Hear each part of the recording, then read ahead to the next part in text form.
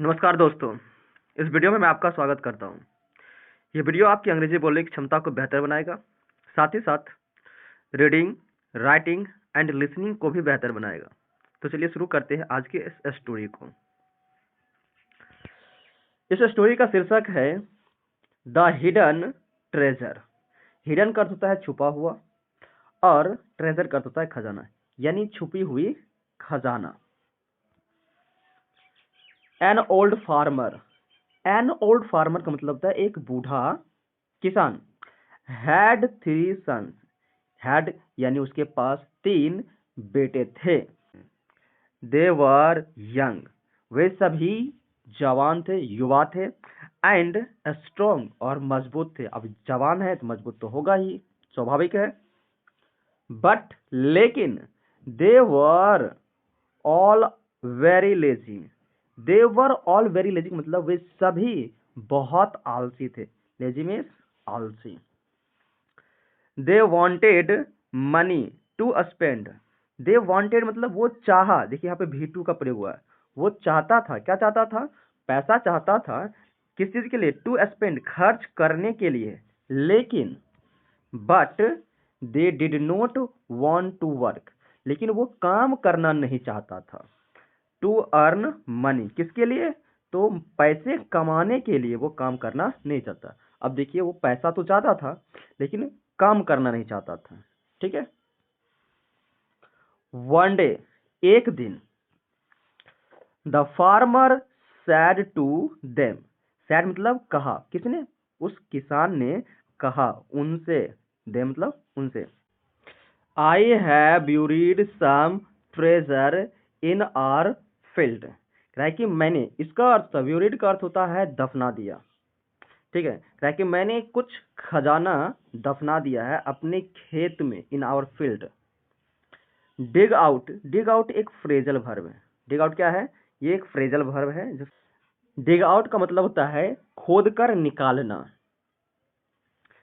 The treasure यानी खजाना। And share it, कि वो खजाना जाओ खोद कर निकाल लो और अपने आपस में बांट लो। शेयर इट अमंग यू, यहाँ पे देखिए अमंग, अमंग एक फ्रेजल, अमंग एक प्रीपोजिशन है। ठीक है। अमंग का प्रयोग तब होता है जब आप एक से ज्यादा लोगों के बीच किसी चीज को बांटते हैं, तब अमंग का प्रयोग करते हैं। ठीक है। क्या इस जगह पर अमंग की जगह बिटवीन का प्रयोग कर सकते हैं? यस या नो? आप इस सवाल का जवाब दीजिए।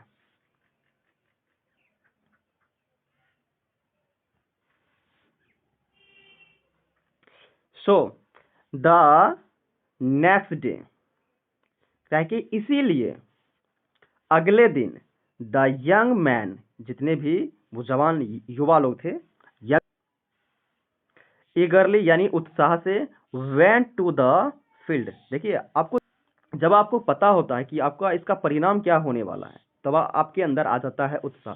जब आपको पता नहीं होता है और ऐसे ही आप काम कर रहे होते हैं तो आपके पास उत्साह नहीं होता। इसीलिए कहते हैं कि लक्ष्य तय करना जरूरी है। वेंट टू द फील्ड, कहाँ गया है? उत्साह से गया, फील्ड यानी खेत में गया। एंड स्टार्टेड डिगिंग इट, यानी उस खेत को खोदना शुरू कर दिया। वो तीनों भाइयों ने। दे वर्कड हार्ड, वे कठिन मेहनत किया। For several days, for several days मतलब कई दिनों तक, उन्होंने कई दिनों तक बहुत कठिन मेहनत किया। दे डग इच, डग इच मतलब खोदा। ठीक है। प्रत्येक इंच उसने खोद दिया। And every inch of the field, but वो तीनों भाई खेत के एक एक कोना, एक एक इंच तक खोद दिया। ठीक है। लेकिन उसे नहीं मिला। But found no treasure, found no treasure मतलब उसे खजाना नहीं मिला। एनीवेयर, एनीवेयर मतलब कहीं भी नहीं मिला। ठीक है। They went to their father, वे गया कहाँ? देखिए दे वेंट भी टू प्रयोग हुआ है, गया अपने पिता के पास, इसीलिए यहाँ पे टू का प्रयोग हुआ है। देयर फादर मतलब उन्होंने अपने पिता के पास गया। एंड टोल्ड हिम, और उनसे कहा, दैट कि दे हैड फेल्ड, फेल्ड का मतलब असफल हो गए, to find the find the treasure, यानी वो अपने पिताजी से कहता है कि पिताजी हम खजाना खोजने में असफल रहे क्योंकि मुझे मिला ही नहीं, वो तीनों भाइयों ने कहा। द फादर सेड, पिता ने कहा, नेवर माइंड, कहा कि कोई बात नहीं, एक फ्रेज है। Now that you have dug the field so well, कहा कि अब तो तुमने पूरे खेत को अच्छे से खोद दिया है, ठीक है, जुताई तो बहुत अच्छा से हो गया है। लेट अस, चलो, लेट अस, चलो हम सब, लेट अस का प्रयोग तब करते हैं जब हम सभी का बात हो, लेट अस, चलो हम सभी, सो इट विद कॉर्न, कह रहा है कि चलो हम सभी इसमें क्या करते हैं, बो देते हैं। सो का अर्थ होता है बोना, ठीक है, बो देते हैं किस चीज से, विद कॉर्न, कॉर्न यानी अनाज, ठीक है, कॉर्न का अर्थ होता है मक्का या कह लीजिए एक अनाज, इसमें हम क्या करते हैं, बो देते हैं, ऐसा उसने कहा, ठीक है। तो इसीलिए दे सोव्ड मतलब वे लोगों ने बो दिया, द फील्ड विद कॉर्न मतलब मक्के की बीज से पूरे खेत को बो दिया। लकीली फॉर देम यानी भाग्य से, लकीली का अर्थ होता है भाग्य से, फॉर देम का मतलब उन लोगों के लिए, उन लोगों के लिए। इट रैंड यानी बारिश हुआ, ठीक है, it rained very well that year, उस समय भाग्य बस कह लीजिए कि बहुत बढ़िया बारिश हुआ। The corn ripened, and ripened का क्या अर्थ होता है, राइपंड का अर्थ होता है पका हुआ या पक गया। And the field looked beautiful, ठीक है, तो क्या हुआ, जो कॉर्न यानी मक्का था वो पक गया और जो खेत था वो बहुत सुंदर दिख रहा था। विद रिच क्रॉप, क्रॉप का अर्थ होता है फसल, विद रिच क्रॉप मतलब कि पूरा खेत जो फसलों से भरा हुआ था बहुत अच्छा दिख रहा था, ठीक है। इसकी भावनाओं को आपको पकड़ना है, हूबहू आपको ट्रांसलेट नहीं करना है, भावनाओं को पकड़ना है। द यंग मैन, ठीक है, वो जो युवा लोग थे वो young man sowed the field to their father, वो जो लोग थे यानी तीनों लड़के ने अपने पिताजी को दिखाया, क्या दिखाया, उस खेत को दिखाया। With great pride, with great pride का मतलब है बड़े गर्व से दिखाया, देखिए हमने जो मेहनत, देखिए हमने जो मेहनत किया है उस मेहनत से ये चीजें प्राप्त हुई है, बड़े खुशी से दिखाया। द फादर सेड, पिता ने कहा।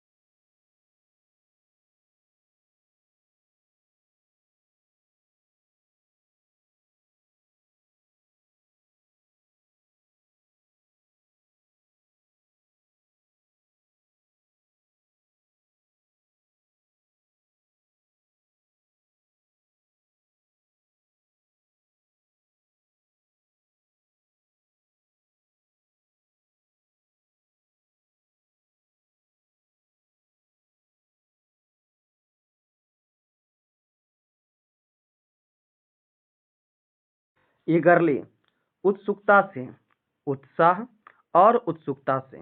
ब्यूरेड, दफन, जमीन के नीचे गाड़ देना, इसका मतलब होता है, ठीक है, इसको एक्सप्लेन करके बता रहे हैं। ट्रेजर, ट्रेजर का अर्थ होता है खजाना, ठीक है, इसको एक्सप्लेन करेंगे तो बहुमूल्य वस्तुओं का संग्रह, उसी को ना खजाना कहते हैं। इंच, इंच का क्या मतलब है, लंबाई की इकाई लगभग 2.54 सेंटीमीटर। फेल्ड, असफल, इसको क्या कैसे समझेंगे, नाकामयाब होना या सफल नहीं होना। सो, सो मीन्स बोना, बीज बोना या लगाना। कॉर्न, इसका मतलब होता है मक्का, एक अनाज कह लीजिए या मक्का कह लीजिए। राइपेंड, जिसका अर्थ होता है पका हुआ, पक गया, परिपक्व हो गया।